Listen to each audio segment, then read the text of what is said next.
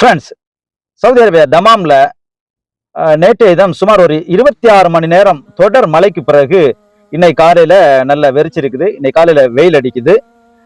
முந்தா நாளே அறிவிச்சுட்டாங்க 3ஆம் தேதி மார்ச் 3ஆம் தேதி ஃபுல்லு மழை இருக்குன்னு சொல்லிட்டு. ஆனா ஸ்கூல் எல்லாம் ஓப்பன் தான் வச்சிருந்தாங்க.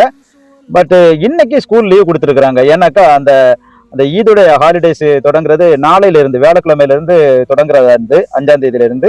பட் நேற்று தொடர் மழை இரவு, இன்னைக்கு விடியல் 4-5 மணி வரை மழை பெய்ததுனால இன்னையில இருந்து அந்த ஈத் ஹாலிடேஸ் தொடங்கியாச்சு. அப்ப இந்த ரமதான் இனி உள்ள அந்த 15 நாளும் ஸ்கூல்லாம் லீவு தான். வெயில் அடிச்சாலும் ஏதோ போன குளிர் திரும்பி வந்த மாதிரி ஒரு ஃபீலிங், ரொம்ப சில்லுன்னு இருக்குது.